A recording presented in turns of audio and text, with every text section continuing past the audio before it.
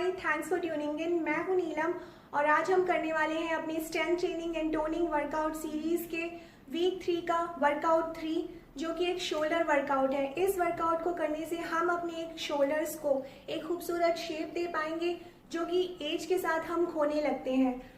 और इस वर्कआउट को कंबाइन करेंगे हम एक हेल्दी और बैलेंस डाइट के साथ, जो आपकी ओवरऑल बॉडी फैट को ड्रॉप करने में मदद करेगा। और इस वर्कआउट की सभी एक्सरसाइजेस आपके शोल्डर मसल्स को, तीनों शोल्डर मसल्स जो होते हैं फ्रंट, मिडल और बैक, उसे टोन करने में, उसे एक शेप देने में हमारी मदद करेगा। इस वर्कआउट को करने के लिए इक्विपमेंट्स में हमें चाहिए एक स्कार्फ, कुछ लाइट वेट और कुछ हैवी वेट। अगर आपके पास वेट्स नहीं है तो आप आराम से वाटर बॉटल्स यूज़ कर सकते हैं। और इस वर्कआउट में भी वार्म अप और कूल डाउन दोनों इंक्लूडेड है। तो चलिए बिना किसी देरी के हम अपना वर्कआउट शुरू करते हैं। Welcome to the voice over. Warm up की फर्स्ट एक्सरसाइज है शोल्डर सर्कल्स। शोल्डर सर्कल्स में 10 सर्कल्स आपको स्मॉल बनाने हैं और 10 आपको बड़े बड़े सर्कल्स बनाने हैं। शोल्डर्स को वार्म अप करना बहुत ही ज़रूरी होता है शोल्डर वर्कआउट करने से पहले। नेक्स्ट एक्सरसाइज है हमारी ओवरहेड रेज। इसे हमें 90 डिग्री से स्टार्ट करना है। जब हमारे आर्म्स फ्लोर के पैरेलल होते हैं, वो हमारी स्टार्टिंग पोजीशन है। उससे नीचे हमें अपने आर्म्स को नहीं लेके जाना है, पर ऊपर अपने थम्स को आपस में टच ज़रूर करना है। तीसरी एक्सरसाइज है रोटेशन।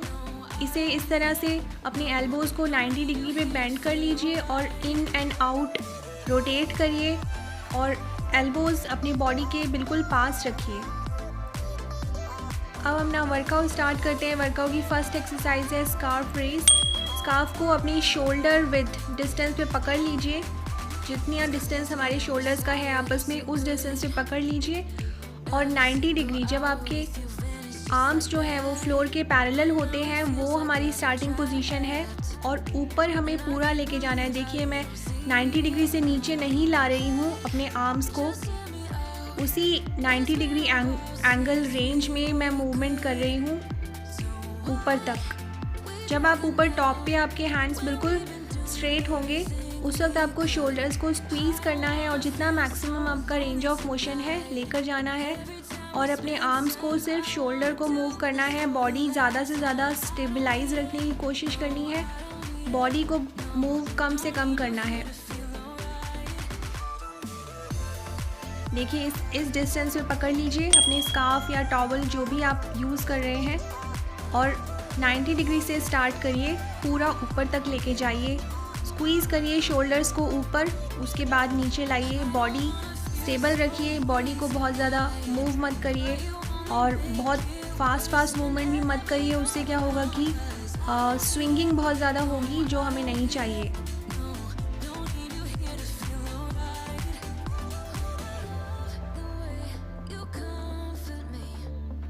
ट्वेंटी रेप्स आपको परफॉर्म करने हैं और 2 सेट्स हैं इसके।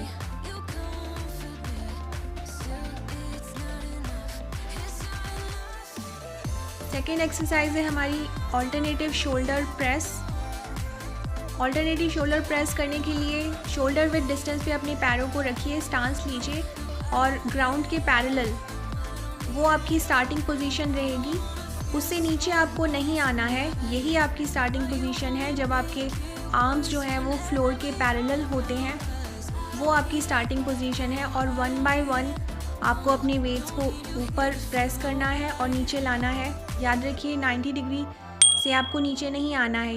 ये स्टार्टिंग पोजीशन है, यहाँ तक ऊपर ले जाइए और यहाँ पे रोक के रखिए। ऐसा करने से आपके दोनों ही शोल्डर्स कंटिन्यूसली वर्क करते हैं।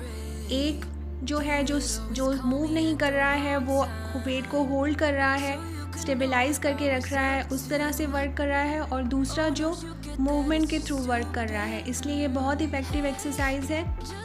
इसके 12 रेप्स, जब ईच साइड, हर एक साइड में 12 रेप्स कंप्लीट हो जाएंगे, तब हमारा एक सेट कंप्लीट होगा।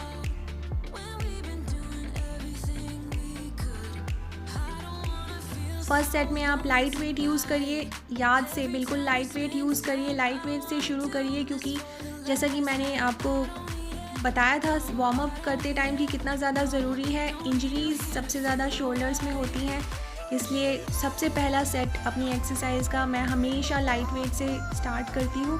तो आपको भी मैं सजेशन देना चाहूँगी कि जब भी आप पूरे लाइफ में शोल्डर्स को ट्रेन करें, फर्स्ट सेट हमेशा लाइट वेट से परफॉर्म करें। देखिए सेकंड सेट में मैंने थोड़ा अपना वेट इंक्रीज़ कर लिया है, ओवरलोड कर लिया है, लेकिन मेरी जो फॉर्म है बिल्कुल वही है। वेट को स्विंग नहीं करना है, बिल्कुल भी स्लो एंड कंट्रोल्ड मूवमेंट करना है।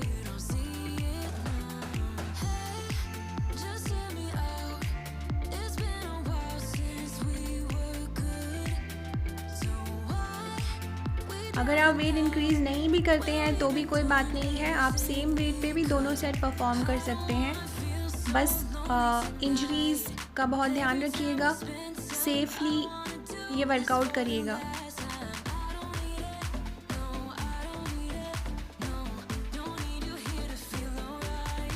तीसरी एक्सरसाइज है हमारी लैटरल रेज। लैटरल रेज हमारे शोल्डर के जो मिडल वाली मसल होती है उसे टारगेट करती है।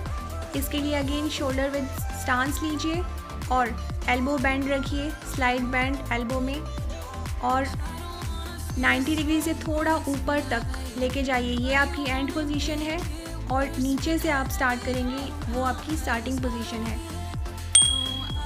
एल्बो स्लाइटली बैंड इस तरह से, बस 110 डिग्रीज तक आपको ऊपर जाना है। स्टार्टिंग पोजीशन में shoulder depressed, body stable, back straight, no swinging. Movement को बिल्कुल भी स्विंग नहीं करना है, अपने वेट को शोल्डर के सहायता से ही आपको ऊपर उठाना है। और जब नीचे आएंगे, नीचे आते वक्त स्लो नीचे आना है, स्लोली। जिस स्पीड से आप ऊपर जा रहे हैं उस स्पीड से बहुत स्लो आपको नीचे लेकर आना है अपने वेट्स को। इस तरह से हम अपने टाइम अंडर टेंशन को बहुत इंक्रीज़ कर पाते हैं, जो कि मसल स्ट्रेंथनिंग और टोनिंग के लिए बहुत ही बेनिफिशियल टेक्निक होती है।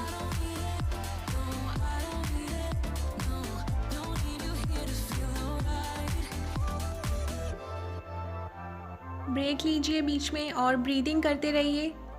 ब्रीदिंग जब आप नीचे से, ये स्टार्टिंग पोजीशन में आप ब्रीद इन करेंगे, यहाँ पे ब्रीद आउट करना है आपको। जब आपके वेट्स बिल्कुल ऊपर होंगे उस वक्त आपको ब्रीद आउट करना है, और ब्रीद आउट आपको मुंह से करना है, और ब्रीद इन आप नाक या मुंह दोनों में से किसी से भी कर सकते हैं, बट ब्रीद आउट आप अपने मुंह से करिए। Slow and controlled, no swinging, इस तरह से आपको ये मूवमेंट परफॉर्म करना है। और स्टार्टिंग पोजीशन में अपने शोल्डर्स को बिल्कुल डिप्रेस करके रखिए। शोल्डर्स आपको ऐसे उचका के नहीं रखने हैं, बिल्कुल डिप्रेस्ड रखने हैं, और थ्रू आउट आपको शोल्डर्स डिप्रेस्ड ही रखने हैं।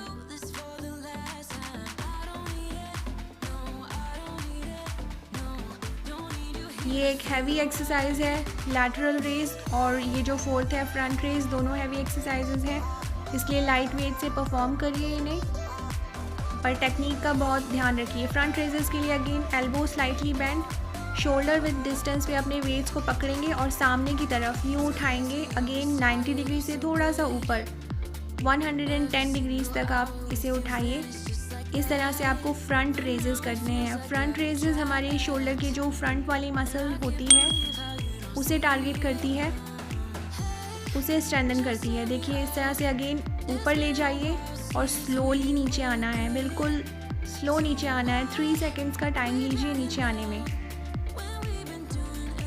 और बिल्कुल भी स्विंगिंग नहीं करनी है। अगर आप स्विंग करेंगे, वेट को अपने बॉडी से मोमेंटम यूज़ करके स्विंग करने की कोशिश करेंगे, तो आपकी एक्सरसाइज बिल्कुल इनइफेक्टिव हो जाएगी, कोई भी उसका असर नहीं होगा। इसलिए चाहे आप कम रैप करिए, पर क्वालिटी रैप्स करना बहुत ज़्यादा ज़रूरी है। बॉडी स्टेबल, बॉडी स्टिफ, कोई भी मोमेंटम, कोई भी स्विंगिंग नहीं करनी है आपको।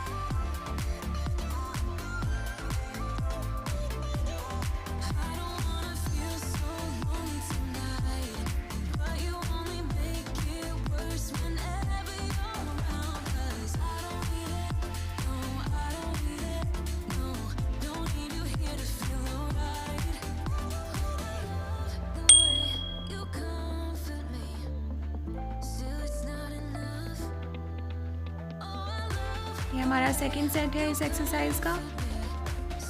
देखिए 90 डिग्री से थोड़ा सा और ऊपर उठाइए एल्बोज स्लाइटली बेंड, हल्का सा बेंड रखिए एल्बोज में और स्लोली नीचे आइए, बॉडी स्टेबल।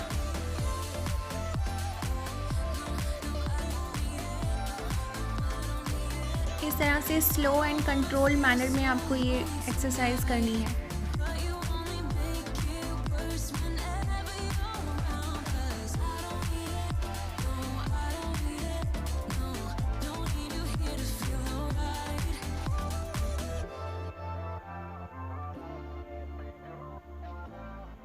फिफ्थ एक्सरसाइज है हमारी पाइक शोल्डर टैप। इसमें इस तरह से पाइक पोजीशन में आ जाइए और 1 बाय 1 अपनी शोल्डर्स को टैप करिए। ये नॉर्मल शोल्डर टैप को मैंने थोड़ा मॉडिफाई किया है। नॉर्मल शोल्डर टैप में भी हमारे शोल्डर्स पे का एफर्ट लगता है, बट पाइक पोजीशन में वो एफर्ट थोड़ा और ज़्यादा हो जाता है, जिससे हमारे शोल्डर मसल्स और बेटर टारगेट हो पाते हैं। कि सबसे पहले अपनी पाइक पोजीशन में आ जाइए इस तरह से और शोल्डर्स को 1 बाय 1 टैप करिए और पीछे जो आपका बॉडी है उसको मैक्सिमम स्टेबलाइज करके रखिए। अपने स्टमक को अंदर स्क्वीज़ करके रखिए, अपने कोर को एंगेज करके। आप अपनी पीछे वाली बॉडी को जितना स्टेबल रखेंगे उतना ही आपकी एक्सरसाइज और इफ़ेक्टिव हो जाएगी। रश करने की ज़रूरत नहीं है, प्रॉपर टैप करके ही आपको नीचे आना है, बीच में ही नीचे नहीं आ जाना है। अपने बैलेंस और अपने मसल एफर्ट सभी को ध्यान में रखिए, सभी को चेक करते हुए बहुत ही ध्यान से ही आपको ये एक्सरसाइज परफॉर्म करनी है।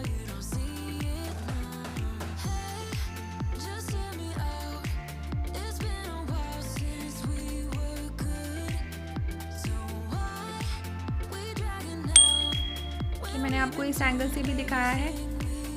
पीछे वाली बॉडी जो आपकी है वो एज स्टेबल एज पॉसिबल रखने की कोशिश करिए और शोल्डर्स को टैप करिए। बहुत रश करने की ज़रूरत नहीं है, प्रॉपर टैप करिए, टैप करके ही आप नीचे आइए।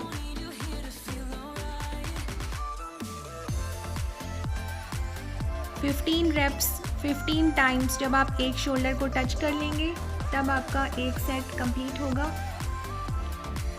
6th एक्सरसाइज है हमारी प्लैंक जैक। अगेन ये कार्डियो का थोड़ा सा पार्ट है। हमेशा की तरह लास्ट में अपने मेन वर्कआउट के लास्ट में एक एक्सरसाइज मैंने कार्डियो की इंक्लूड की है इस वीक के सभी वर्कआउट्स में, जिससे कि हम अपने फैट बर्निंग प्रोसेस को, अपने कैलोरी बर्निंग प्रोसेस को और स्पीड अप कर सकें। देखिए प्लैंक जैक है, अगर आप बिगिनर हैं तो आपको इस तरह से परफॉर्म करना है 1 बाय 1। अगर आप कर सकते हैं तो इस तरह से आपको प्लैंक जैक्स परफॉर्म करने हैं। 20 सेकंड्स तक आपको ये परफॉर्म करना है। किसी टाइमर की ज़रूरत नहीं है, आप सिंपली अपने मन में सेकंड्स की तरह से 20 काउंट कर लीजिए और 20 काउंट करने के बाद आपका एक सेट कंप्लीट हो जाएगा। इसके हमें 3 सेट्स परफॉर्म करने हैं। बीच में थोड़े गैप्स लीजिए। 30 सेकंड से लेकर 1 मिनट तक आपके ब्रेक्स हो सकते हैं। उससे ज़्यादा ब्रेक नहीं लेंगे तो बहुत अच्छा होगा।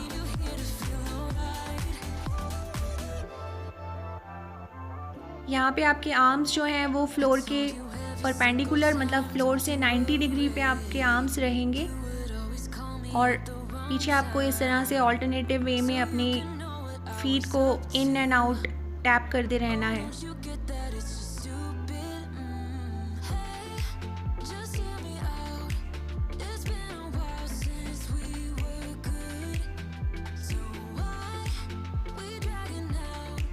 ये हमारा लास्ट सेट है इस एक्सरसाइज का, 3rd सेट।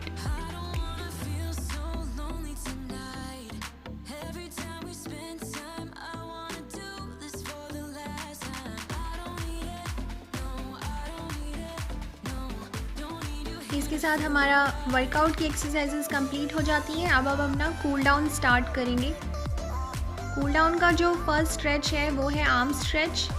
उसके लिए इस तरह से आप अपनी लंज पोजीशन में कंफर्टेबली आ जाइए और अपने दोनों आर्म्स को, अपनी बॉडी को पीछे जितना मैक्सिमम आप स्ट्रेच कर सकते हैं स्ट्रेच करिए। 10 सेकंड्स तक आपको ये स्ट्रेचेस परफॉर्म करने हैं।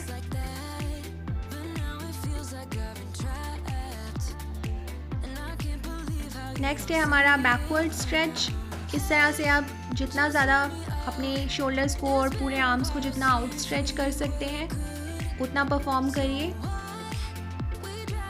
और स्ट्रेच को होल्ड करके रखिए। स्टैटिक स्ट्रेचिंग होती है जो वर्कआउट के बाद हमें स्टैटिक स्ट्रेचिंग परफॉर्म करना चाहिए, जिससे हमारी मसल्स जो हैं वो रिलैक्स होती हैं और हमें पोस्ट वर्कआउट सोरनेस कम होती है। ये ओवरहेड स्ट्रेच है। इस तरह से अपने शोल्डर को कोशिश कीजिए, मैक्सिमम अपने आर्म्स को स्ट्रेच करने की कोशिश कीजिए। 2 टाइम्स ईच साइड ये आपको परफॉर्म करनी है। इसके साथ ही हमारा कूल डाउन और वर्कआउट कंप्लीट हो जाता है। आई होप आपको ये वर्कआउट पसंद आया होगा।